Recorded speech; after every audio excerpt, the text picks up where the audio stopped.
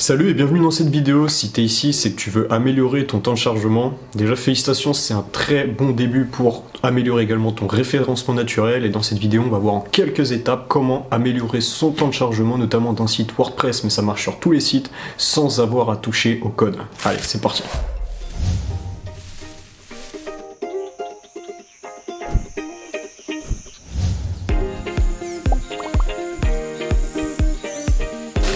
Alors tout d'abord, pourquoi améliorer ton temps de chargement? Tu penses surtout à ton parcours utilisateur, tu te dis quand tu arrives sur un site, t'aimes bien quand ça se charge vite, mais t'as raison. Mais le plus important pour moi, quand tu vas aller chercher les derniers pourcentages, finalement c'est pas pour l'utilisateur que tu le fais, c'est plus pour Google. Tu vas vraiment améliorer ton référencement naturel, ton SEO, si ton temps de chargement il est à plus de 90% sur mobile et sur desktop. Donc les outils que je vais te conseiller d'utiliser pour mesurer ton temps de chargement, ça serait l'outil PageSpeed Insight de Google.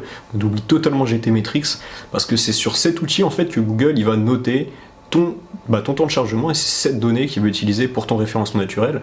D'ailleurs pour preuve, cette donnée tu peux la retrouver dans ta Google Search Console, donc là, le fameux outil Google pour ton SEO, c'est vraiment là-bas que tout se passe, ton indexation, etc. Et donc s'il y a tes stats PageSpeed Insight, c'est vraiment l'outil qu'il faut utiliser si tu veux lier temps de chargement à SEO. Donc ces derniers temps, Google il est de plus en plus exigeant avec nous pour le référencer les sites. Il veut vraiment faire passer en premier les meilleurs sites, forcément pour les faire consommer à ses utilisateurs.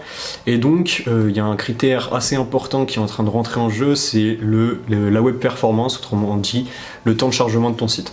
D'ailleurs, il l'a annoncé, un temps de chargement rapide, clairement, améliorera ton référencement naturel et même un mauvais temps de chargement pourra faire que ton indexation ne sera pas bon sur ton site. C'est-à-dire qu'avec un mauvais temps de chargement, tu n'auras pas beaucoup de robots Google qui vont venir sur ton site et donc indexer ton site. Et donc c'est hyper mauvais pour ton référencement naturel.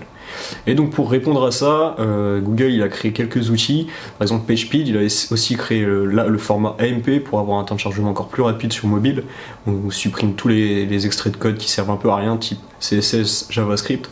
Et vraiment, donc voilà, c'est la direction qu'il prend. Il veut que tu puisses charger ton site depuis n'importe où, surtout sur ton téléphone, quand tu es dans le métro, quand tu es dans le bus, il veut que tu puisses utiliser son moteur de recherche. Et donc l'objectif de cette vidéo, ça sera de te faire passer à plus 90% sur GTmetrix sur mobile. Si tu veux vraiment avoir un bon temps de chargement, regarde la stat mobile, c'est la plus importante et aussi c'est la plus difficile à augmenter. Donc si tu arrives à avoir des bonnes stats sur mobile, tu auras forcément des bonnes stats sur desktop.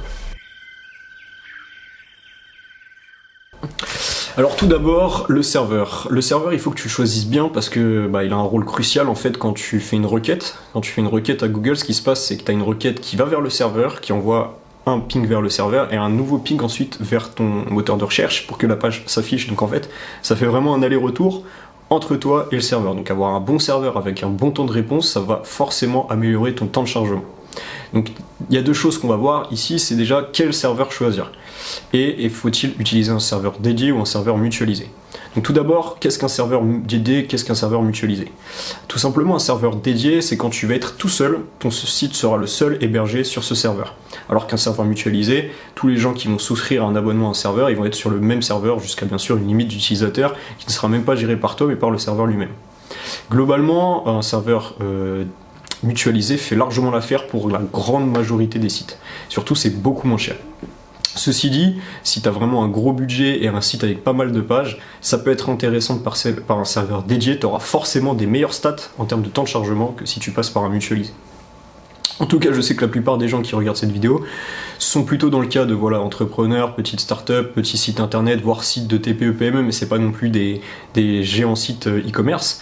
Là, ça vaut clairement le coup d'utiliser, clairement je vous conseille d'utiliser un mutualisé, ça coûte beaucoup moins cher, les stats seront sensiblement les mêmes. Donc pour le mutualisé que je vous recommande, moi personnellement celui que j'utilise c'est O2Switch, en plus un serveur français, pour moi il est mieux qu'OVH, désolé OVH, mais vraiment voilà, c'est un super serveur, ils sont hyper réactifs, on peut les appeler quand on veut, ils ont un 0.4, ils sont à Clermont-Ferrand. Et voilà, donc moi personnellement tous mes sites je les héberge là-bas et j'arrive à avoir des très bons temps de chargement en mutualisé là-bas, donc je vous recommande d'utiliser O2Switch. Deuxième étape, le thème, le CMS. Donc le CMS, peut-être que tu as déjà choisi, surtout change pas de CMS juste pour un meilleur temps de chargement, les différences se trouveront minimes.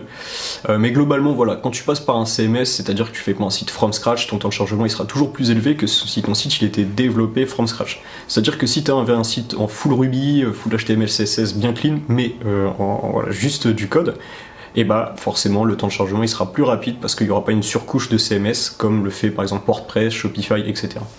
Mais bon, encore une fois, faut pas devenir complètement fou là-dessus, il faut quand même utiliser les outils qui sont à disposition, qui nous facilitent le boulot. Et donc pour la personne un peu lambda qui va faire un site un peu lambda, même en fait pour un gros site en réalité, je vous recommande à 100% de passer par un CMS. Donc moi globalement les trois que je préconise, ça sera surtout pour les sites de services, etc. du WordPress clairement. Si vous faites de l'e-commerce, alors c'est soit WordPress ou commerce, soit Shopify, soit Magento ou PrestaShop. Donc voilà, donc il y a quand même pas mal de CMS. Maintenant, il faut le savoir, le CMS ralentit le temps de chargement et c'est tout à fait normal. On peut pas aller au-delà des capacités web perf que propose le CMS. Par contre, derrière, sur le CMS, tu vas avoir un thème. Tout le monde le sait, quand tu crées un site internet, tu vas utiliser un thème sur lequel tu vas pouvoir builder les différentes pages de ton site. Et il y a plusieurs types de thèmes. Moi, je vais te parler aujourd'hui des thèmes builder, par exemple Elementor ou Divi sur WordPress. Et ça, ce sont des thèmes qui rajoutent encore une surcouche de code pour ton temps de chargement. Par contre, c'est pas pour autant, encore une fois, que je te dis qu'il faut pas les utiliser. Il faut pas non plus devenir complètement accro au temps de chargement, c'est pas le plus important, même si c'est très important. En fait, l'idée c'est de réussir à avoir un super score même en utilisant ces outils. Bref, tu l'auras compris, ces outils ils vont te ralentir ton temps de chargement, mais ils sont tellement pratiques et utiles que je te les recommande quand même. Par contre, si vraiment tu es vraiment très déterminé et que tu utilises un WordPress, il y a quand même un thème qui s'appelle Gutenberg, qui est le builder natif de WordPress et qui va te permettre de créer tes pages directement depuis WordPress sans avoir utilisé un thème. Et donc ça, c'est l'idéal pour avoir un super bon temps de chargement tout en ayant un site vraiment personnalisé. Par contre, ça va te demander un peu plus de travail parce qu'en fait, tu vas rentrer beaucoup plus dans le détail, ça va être beaucoup moins facile à utiliser qu'un Elementor ou un Divi. Mais voilà, je connais certains SEO qui ont refait tout leur site en Gutenberg, même je connais même des gros sites qui sont repassés en full Gutenberg juste pour avoir un super temps de chargement. Donc ça peut être une bonne idée de commencer par là, bien que, encore une fois, c'est à prendre avec des pincettes. Ce que je veux, moi, c'est que si t'as pas encore créé ton site, c'est que tu aies un site, plutôt que même un site un tout petit peu lent, parce qu'on va voir qu'avec Divi et Elementor, tu vas avoir des bonnes stats, plutôt que zéro site, parce que t'as décidé de partir sur les trucs les plus techniques, et qu'au final, tu n'y arrives pas. Les images, c'est quasiment ce qui pêche le plus c'est vraiment ce qui peut faire le plus mal à ton temps de chargement par page. C'est-à-dire que tu as des pages qui vont être impossibles à charger juste parce que tu as des images qui sont 100 fois trop lourdes. Si t'as pas une approche dès le début d'optimisation du poids de tes images, et tu vas faire n'importe quoi et c'est vraiment ce qui pèse le plus lourd sur une page, de l'eau. Parfois il y a des images, elles sont en full qualité, en énorme format, etc. Finalement ça sert à rien parce que bon, l'ordinateur, l'écran, c'est pas non plus du 4K sur une énorme surface. Donc voilà, il vaut mieux viser le bon équilibre. Il faut trouver en fait le bon équilibre entre le poids de l'image et la qualité. Donc le poids de ton image, tu vas l'équilibrer en jaugeant ces trois paramètres différents. Et moi pour ça, je te conseille d'utiliser un outil qui s'appelle Squash, qui est un outil en ligne où tu vas juste faire un glisser-déposer d'image. Donc tu vas ajuster à ta guise la taille de l'image, la résolution de l'image, et tu vas pouvoir l'exporter dans le format que tu souhaites. Et donc ça va vraiment te permettre d'avoir des images vraiment optimisées aux petits oignons sans avoir en plus à télécharger des plugins, surtout WordPress. On en reparlera, ça rajoute du JavaScript comme Imagify, etc. Donc vraiment, moi je te conseille de directement passer par Squash et d'optimiser tes images là-dessus, puis de les intégrer à ton site et pas de vraiment les intégrer avec des plugins, etc. Tout ça, ça va être un peu contre-productif à long terme. Concernant le format, moi on va les repasser en revue. Donc tu as le PNG, le JPEG, le WebP, pardon. Donc tu as le PNG, le JPEG, le WebP et le SVG. Globalement, essaye d'oublier le PNG parce qu'en fait c'est le format de loin le plus lourd, il te permet juste d'avoir des fonds transparents, mais si tu fais un fond transparent, en fait le fond en JPEG de la couleur du fond de ta page, ça marchera aussi bien.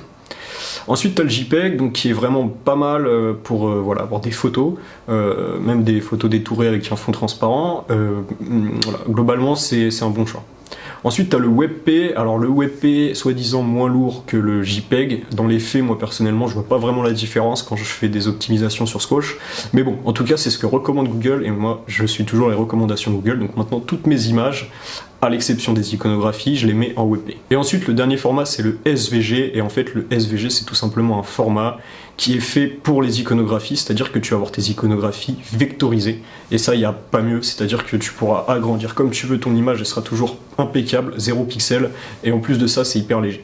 Donc, pour résumer, moi, ce que je te conseille, c'est WebP pour les images et SVG pour les iconographies.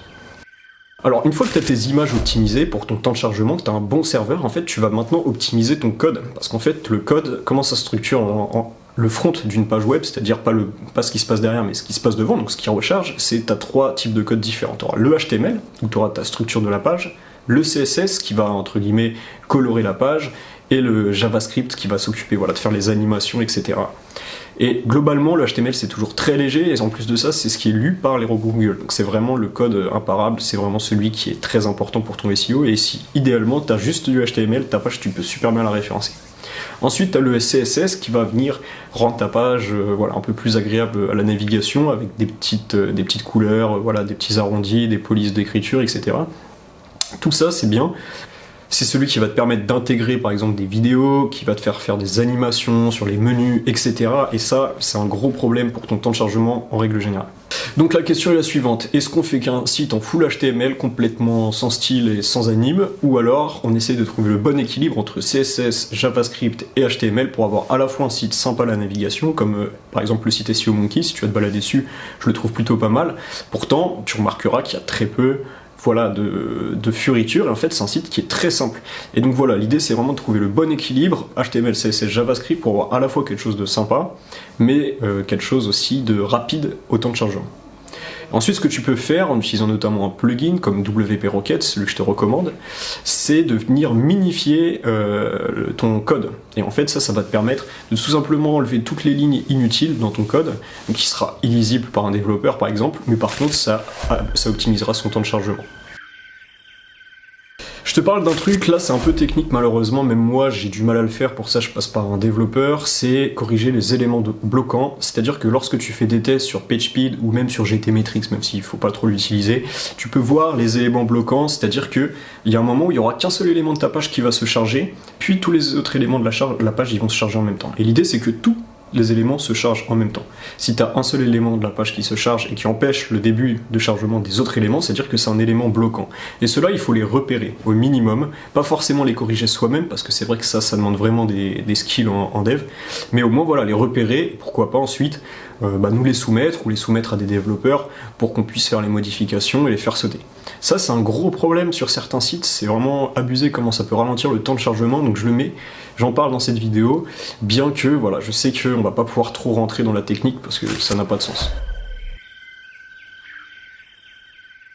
Ensuite, tu as la mise en cache. Alors, la mise en cache, c'est quoi? C'est lorsque tu vas sur un site, et tu vas recevoir un cookie et ton navigateur va enregistrer le site en question. Ce qui fait qu'à chaque fois que tu vas retourner sur ce site, le temps de chargement il sera quasiment instantané parce qu'en fait, tu auras déjà préchargé la page.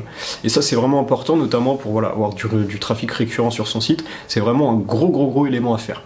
Et la bonne nouvelle, c'est que c'est super facile de se mettre en cache, donc pour ça j'utilise encore WP Rocket, c'est vraiment le plugin que je te conseille, et là tu vas pouvoir tout simplement mettre en cache automatiquement ton site, et ça va vraiment bien améliorer les statistiques de ton site. Alors, comme je t'en ai parlé au début de cette vidéo, le format MP, c'est un format qui a été créé et conçu par Google uniquement pour accélérer le temps de chargement sur mobile. Donc pourquoi? Parce que, comme je t'ai dit, Google, ce qu'il veut, c'est que tu puisses utiliser ton téléphone, que tu puisses aller sur son moteur de recherche partout où tu es. Et donc il faut que les pages puissent être très rapidement chargeables. Donc concrètement, le format MP, ça fait quoi? En fait, tu vas avoir une page, donc sur mobile, sans aucun élément stylistique et sans aucun JavaScript. Tu auras quasiment que du HTML. Uniquement sur mobile. Et donc ça, c'est pas mal, uniquement, je le trouve, moi, personnellement, pour les pages informationnelles. C'est-à-dire des pages où tu auras de l'article de blog, ou des articles, des guides, etc. Si tu es sur des pages de vente, c'est trop dommage de perdre le côté style de la page, ou le côté animation, parce que ça fait partie aussi de l'argumentaire de vente. Donc uniquement pour des pages d'articles de blog, ça peut être utilisé. Toutefois, pour moi, c'est intéressant seulement si tu as vraiment une grosse cadence d'écriture. Par exemple, pour un média, ça l'est. Moi, j'ai travaillé à La Voix du Nord et quand ils sont passés en format AMP, ils ont vu tout de suite une amélioration qui était assez conséquente voilà, de leur clic, de leur positionnement grâce à ça. Mais parce qu'ils ont toute une équipe de rédacteurs et donc ça a tout de suite eu des conséquences. Si tu écris un article de blog par semaine ou même 2 articles de blog par semaine, moi je te déconseille de passer en format MP. Donc en gros le format MP, je pense que pour les gens qui regardent cette vidéo ça vous concerne pas. Faites pas cette erreur parce que ça peut être contre-productif, ça peut alourdir votre site au contraire parce que vous allez rajouter voilà, des plugins, des outils. Par contre, si vous avez vraiment un gros site important, alors je vous conseille plutôt que de foncer dans l'installation du format MP, plutôt que voilà, allez voir des consultants, contactez-nous, on va faire un petit audit et on va regarder un petit peu ce qu'on peut faire. Donc en résumé, accélérer le temps de chargement de ton site, ça va te permettre non seulement d'améliorer ton parcours utilisateur, mais aussi et surtout d'améliorer ton référencement naturel. C'est vraiment quelque chose à faire, entre guillemets, en priorité, si tu veux vraiment augmenter voilà, le trafic organique de ton site. Donc pour optimiser ton temps de chargement, je te conseille de choisir un bon serveur, de bien travailler ton thème, de bien choisir ton CMS également, d'alléger le poids de tes images, de minifier ton CSS et également de mettre ton site en cache. Concernant le format MP, comme je te l'ai dit, je te le déconseille. Voilà, j'espère que cette vidéo t'a plu. Si c'est le cas, tu peux t'abonner à cette chaîne. Je vais essayer de faire une vidéo par semaine. Tu peux également t'abonner à la newsletter du site pour recevoir, plutôt que les vidéos YouTube, par mail tous les dimanches à 17 h, ton petit mail hebdo qui va résumer un petit peu ce qui se passe en SEO pour ta veille. Et voilà, donc je te dis à très vite pour une prochaine vidéo.